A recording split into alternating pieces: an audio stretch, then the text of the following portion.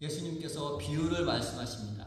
제목은 지혜로운 청지기인데 사실은 부정직한, 불의한 청지기입니다. 그리고 좀 문제가 있습니다. 만약에 저희가 속한 어떤 조직에 회사도 좋고 친목회도 좋고 이렇게 회계를 담당하는 분이 계시다면 이건 문제입니다. 재정을 잘못 관리한 것도 문제인데 자기 마음대로 막 탕감해주고 이렇게 했다면은 크게 문제입니다.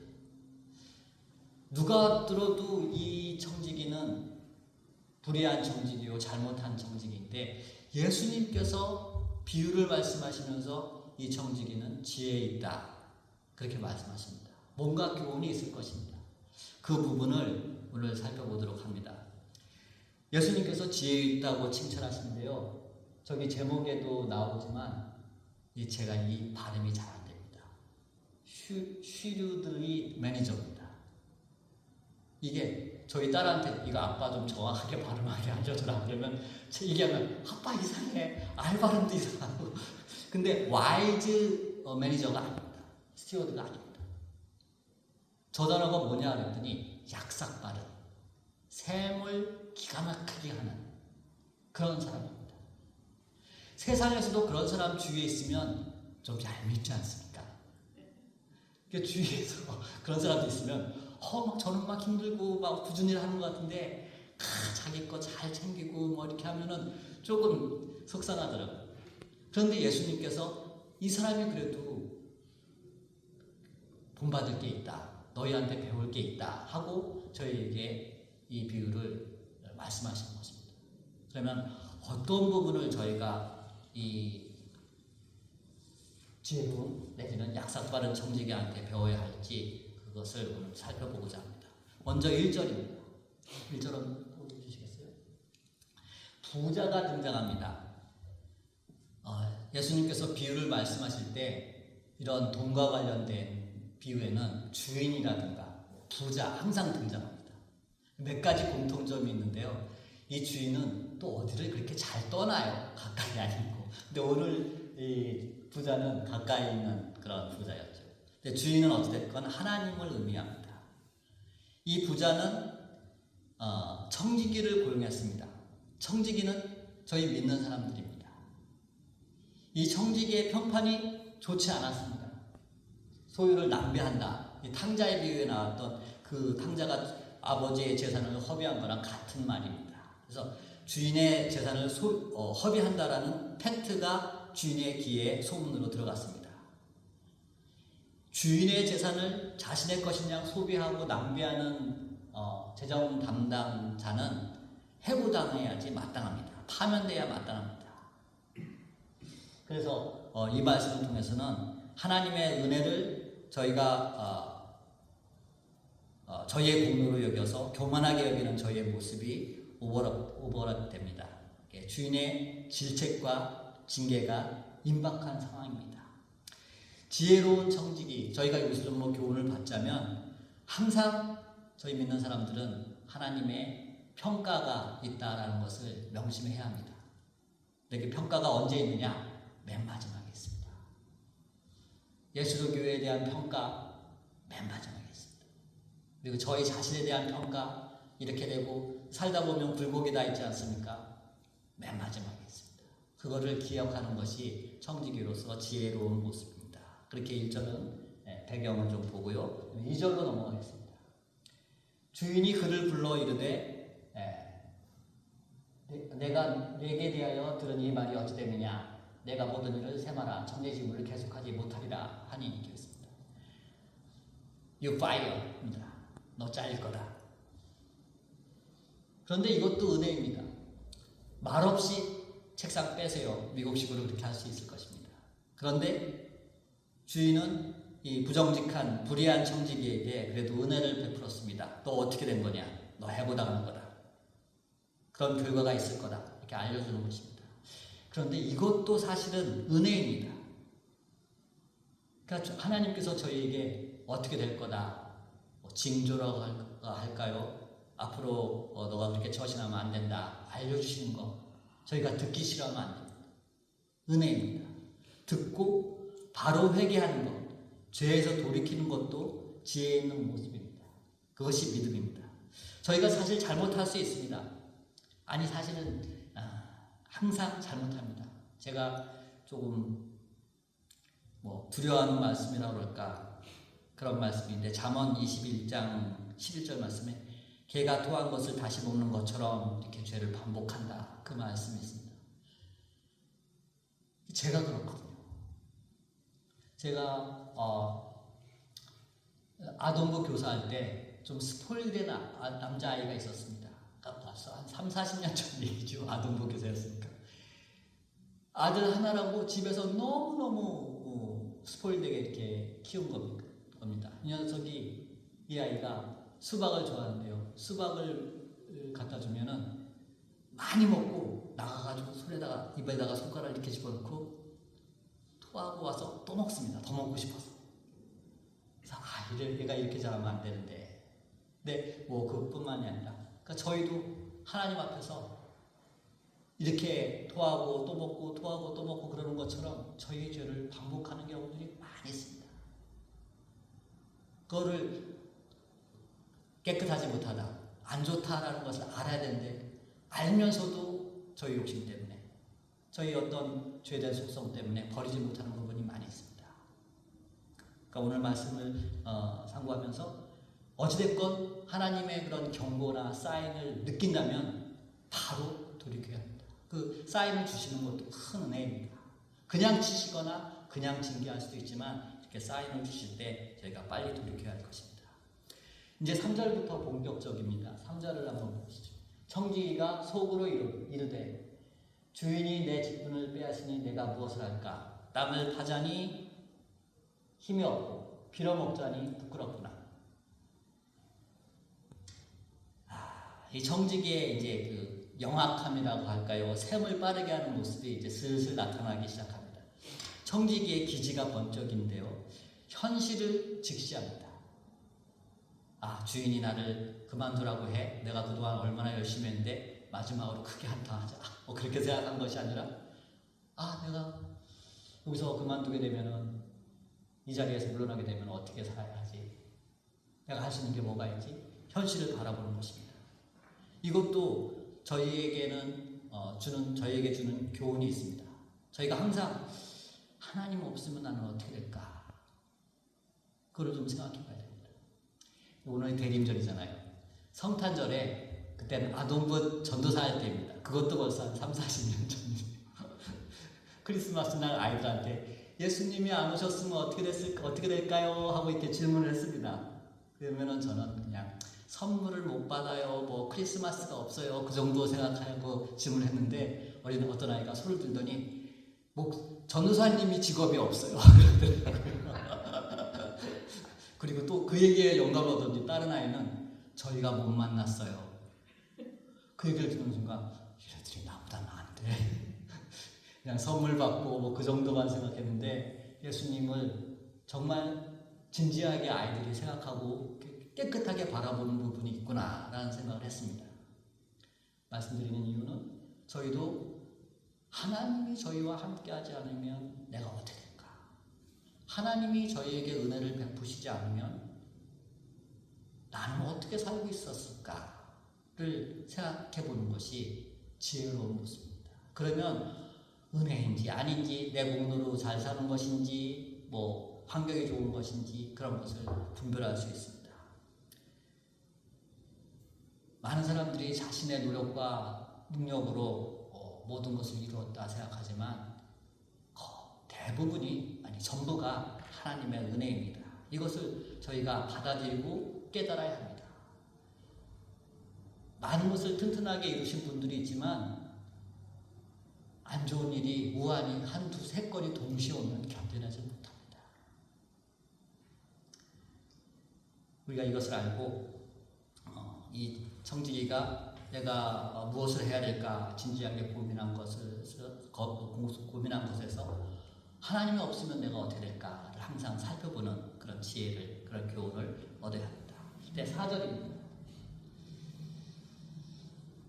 내가 할 일을 알았도다. 이렇게 하면 직분을 빼앗긴 후에 사람들이 나를 자기의 집으로 영접하리라 하고, 주인한테 해고당할 이 청지기는 다른 길을 택합니다. 주인이 해고하더라도 살 수 있는 길을 모색하는 것입니다. 청지기가 이제 섞여서 살아갈 이웃들과 관계를 회복하는 이들, 그것을 선택합니다. 예수님께서 이것을 지혜롭다고 이제 칭찬하십니다. 상황 파악을 잘 한다고 평가하는 것입니다. 우리가 하나님 앞에 징계를 받아도 정상 참작 내지는 하나님께 징계를 받아도 좀 하나님이 깎아줄 수 있는, 감해줄 수 있는 그런 일을 찾고 선택해야 합니다. 죄를 짓지만 포기하고 그냥 하나님한테 뭐 더 엇나간다든가 그렇게 하는 것은 어리석은 일입니다. 죄를 지어도 어떻게 하면은 하나님의 징계하심을 좀 면할 수 있을까? 어떻게 하는 것이 하나님께서 마음을 돌이키실 수 있는 일일까 생각하고 이것을 찾아야 할 것입니다. 5절부터 7절로 넘어가도록 하겠습니다.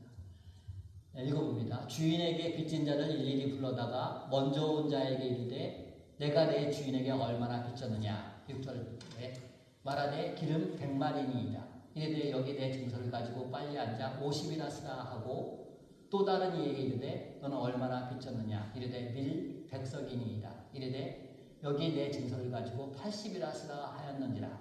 여기까지입니다. 이 부분이 사실은 좀 이해하기 힘든 부분입니다. 주인의 재산을 허비한 것도 큰 문제인데 이제 쫓겨나게 되니까 주인의 재산을 마음대로 그냥 빚을 탕감해 주는 거 아닙니까? 이해하기 상당히 힘든 부분입니다. 이것에 대해서 몇 가지 견해가 있습니다. 3가지가 있는데 2가지, 그러니까 마지막 3가지가 더 타당한 이유인 것 같은데 이걸 하나씩 좀 말씀드리겠습니다. 첫 번째는 청지기가 감면해 준 것은 원금이 아니라 이자였다라고 보는 견해입니다.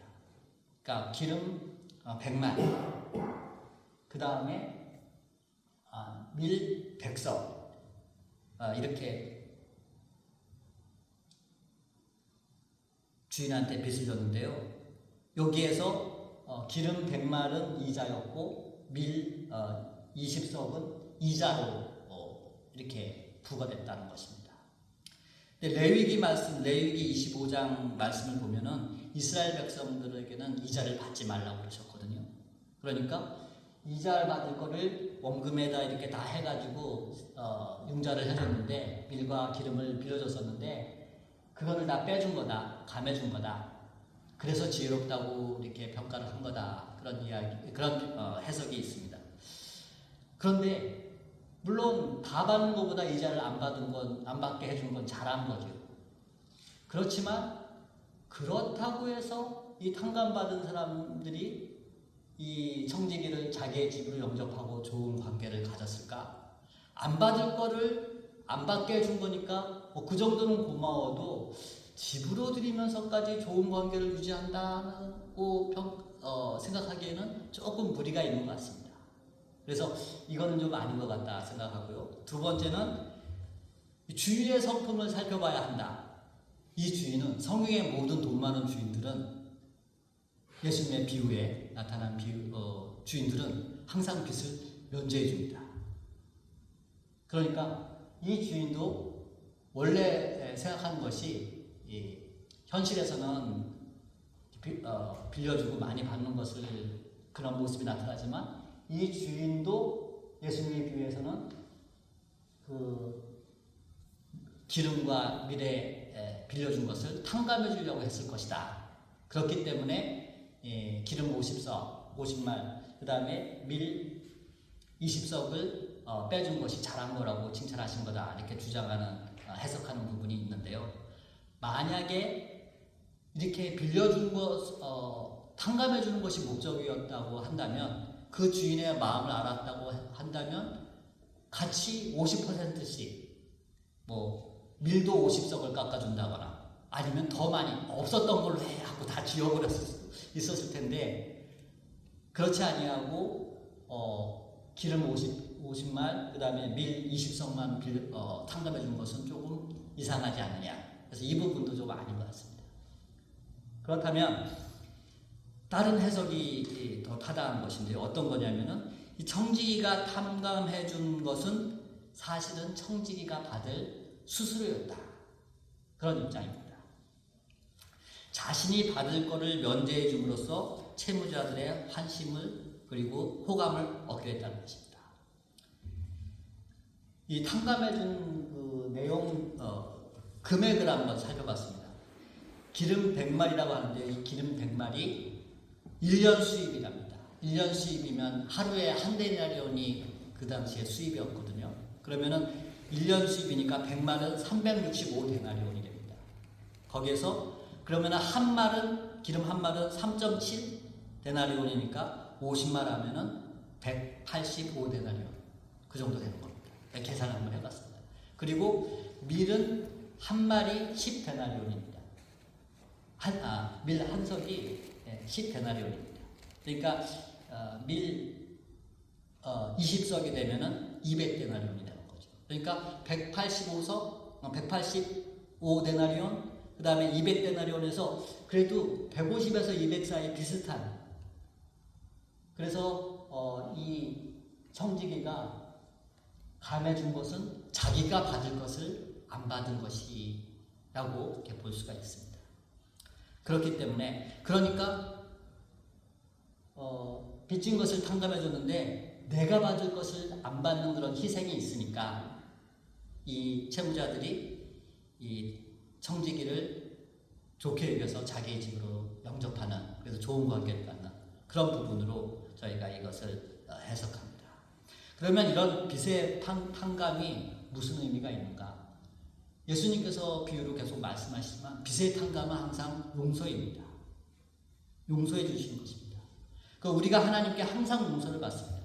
그런데 저희가 용서받을 때 또 하나 생각해야 될 것이, 저희가 죄를 지었을 때 하나님께도 죄를 졌지만 저희 이웃을 향해서도 책임져야 될 그런 부분이 있습니다.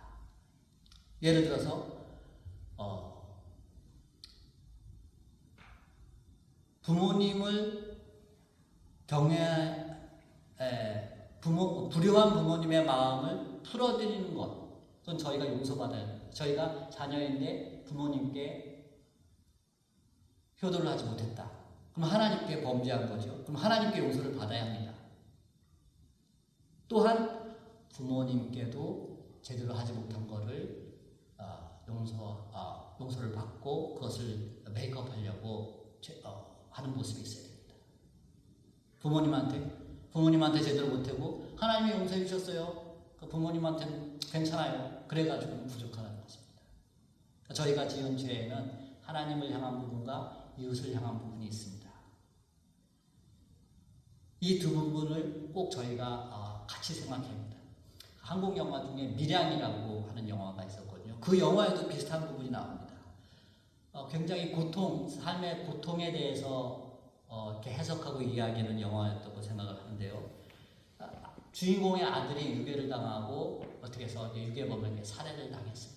너무 고통스럽고 힘든 그런 상황이었는데 신앙을 갖고 이 사람을 용서해야겠다 해가지고 그 범인이 잡혀서 감옥에 있는데요.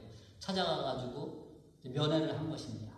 그랬더니 내가 당신을 용서합니다. 그러면은 유괴범, 살해범이 막 눈물을 흘리면서 미안합니다. 그렇게 할 걸 기대했는데 너무도 온화한 모습으로 나와서 하나님께서 나를 용서해 주셨습니다. 그러는 거. 그러니까 주인공이나 감독이 하고 싶었던 얘기는 내가 당신을 용서하지 않았는데 하나님이 용서했다고 이렇게 뻔뻔하면 되느냐. 그래서 정말 용서를 한 게 뭐냐. 그런 영화의 내용이 있습니다. 저희가 그 말씀을 드리는 이유는 하나님한테 용서받아야 될 부분이 있습니다. 동시에 사람들한테도 용서받고 용서해야 될 부분이 있습니다. 예수님께서 이렇게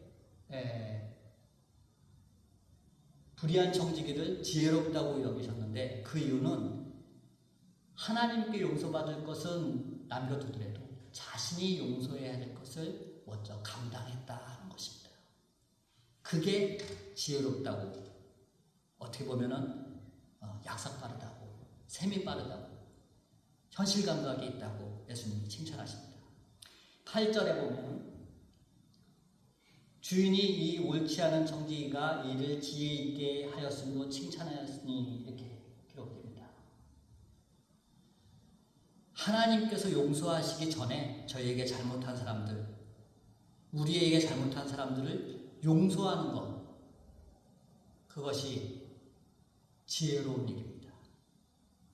하나님께서 저희가 이렇게 하나님께서 용서하시기 전에 저희에게 잘못한 사람들을 용서한다면 하나님께서 저희를 얕구나, 저희 표현으로 하면 하나님께서 영악하구나 하시지만 인정할 수밖에 없다는 것입니다.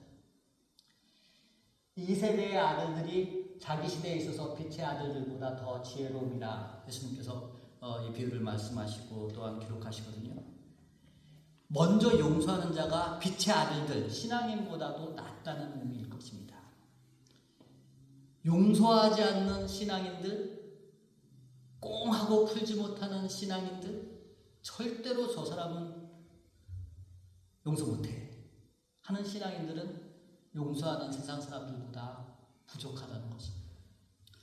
영락교회 대학교 다닐 때, 제가 대학생 때입니다. 한 목사님의 설교를 기억합니다. 이 목사님 그렇게 말씀하시더라고요. 신앙인들은 삐지면 세상 사람들보다 풀기가 힘들다, 그렇게 설교 시간에 말씀하시더라고요. 그래서 왜 그러냐 했더니 세상 사람들은 술 한잔하고 한국에서 취해서 건배하고 없던 걸로 하자 그러면서 용서를 한답니다. 근데 저희 신앙인들은 취하지 않잖아요. 그러니까 안 풀리는 겁니다. 이게 용서가 안 되는, 맨정신이어서 풀기가 더 힘들다고, 용서하지 않는다고, 그런 설교를 대학교 때 들었던 기억이 있습니다. 근데 공감이 됩니다. 신앙인인데 우리는 용서를 못하겠다. 그럼 하나님께서 정말 그럴만하다라고 인정하시겠습니까? 아닙니다. 하나님께서 저에게 원하시는 것은 그렇다 할지라도 용서하는 것입니다. 그거를 계속 말씀하십니다. 예수님께서 알려주신 완벽한 기도, 주기도문이 있습니다. 그 부분에 우리가 우리의 죄를 사하여 준 것 같이 우리의 죄를 용서하여 주시옵시고, 이 부분이 있지요. 저희가 암송하는 부분입니다. 근데 항상 이 부분이 이상했습니다. 하나님이 우리를 용서하신 것 같이 저희도 이웃을 용서하게 하여 주시옵시고, 그래야지 말이 맞을 것 같거든요. 근데 우리가 우리의 죄를 용서해 준 것처럼 저희 죄를 용서해 주시옵시고, 왜 예수님께서 거꾸로 말씀하셨을까? 왜 반대로 말씀하셨을까? 이 말씀과 더불어서 불의한 정직이 약삭빠른 정직이와 이렇게 연결시켜서 생각해 보면 이해가 되고 이유가 있습니다. 저희가 너무 하나님한테는 용서받고 이웃한테는 용서를 못하니까 제발 용서받은 자처럼 너희가 먼저 용서해라. 그래야지 용서받은 것이, 하나님으로부터 용서받은 것이 입증된다 하고 알려주신 것입니다. 제발 용서받은 자답게 먼저 용서해라. 용서함으로 용서받은 자들임을 증명하고 감사하라. 그러니까 좀 역설법이라고 할까요? 예수님께서 그렇게 가르치신 것입니다. 오늘 본문은 아니지만 9절에도 그런 내용이 나옵니다. 불의한 재물로 친구를 사귀라, 이렇게 말씀하십니다. 이게 한국 속담처럼 강아지처럼 벌어서 정승처럼 이렇게 사용하고 그런 뜻일까요? 불의한 재물. 그래서 재물로 많이 해석을 하고 생각을 했는데, 이 부분도 하나님께 가야 할 속죄가 아니라 내가 받아야 할 속죄라든가 그런 부분이라면, 불의한 재물, 내가 먼저 용서함으로 친구를 사귀라, 그런 말씀으로 이해할 수 있습니다. 내가 당한 것을 용서해 줌으로 친구를 사귀라, 관계를 복구하라, 회복하라 라는 말씀입니다. 하나님께서 우리를 용서하셨습니다. 너무 감사하고 거룩하고 은혜로운 일입니다. 근데 이것을 감사하는 게 아니라 이용하는 모습이 저희에게 많이 있습니다. 저는 용서받아야죠. 무슨 일을 해도 저는 용서를 받아야죠. 감사합니다. 그런데 저 사람은 용서 못하겠습니다. 어떻게 그럴 수가 있습니까? 해도 넘어갑니다. 더 이상은 못 참겠습니다. 저희 마음속에 있는 그런 생각들입니다. 그런데 예수님께서 이 비유를 말씀함으로 저에게 알려주시는 것은 너희가 용서받았으니 너희가 먼저 용서해라. 그것이 지혜로운 일이다. 그것이 너희가 부정한 청지기처럼 부족한 자들이지만 용서하면은 그거는 인정해 줄게 라고 예수님께서 알려주신 것입니다. 한 지인이 있습니다. 제 아는 분의 동생인데요. 예, 1살 어린 동생이었습니다. 그런데 지금은 좀 고위층 하여튼 잘 됐습니다. 어릴 때의 일화입니다.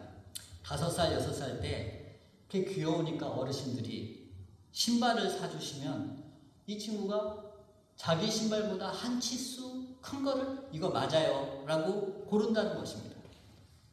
그 다음에 신발을 구입한 뒤에 신발을 질질 끌고 다니니까 그 모습을 보면서 어른들이 이 녀석아 왜 신발 맞는 거 사지 이렇게 한 치수 더 큰 걸 사냐 그 괜찮다고 그랬냐 그러면은 이 아이가 뭐라고 답변하냐 하면 뭐라고 답변을 했냐면요 우리 형 주려고요 우리 형이 말표 신발 좋아해요 그렇게 답변했답니다. 그러면 어르신들이 어떻게 했겠습니까? 아유 이놈 착하게 되라 야 그 신발 너 형 주고 너 맞는 신발 하나 더 골라라 그랬다는 것입니다. 하나님께서도 마찬가지입니다. 저희가 먼저 용서하잖아요. 그러면 하나님께서 저희 죄를 용서하실 뿐만 아니라 야 근데 제대로 하는데 내가 용서해 줄 건 아는데 하시고 저희를 칭찬하시고 복을 내려주십니다. 이것을 저희가 사모해야 합니다. 믿는 사람들의 가장 큰 특징이 무엇이어야 하겠습니까? 용서하는 것입니다.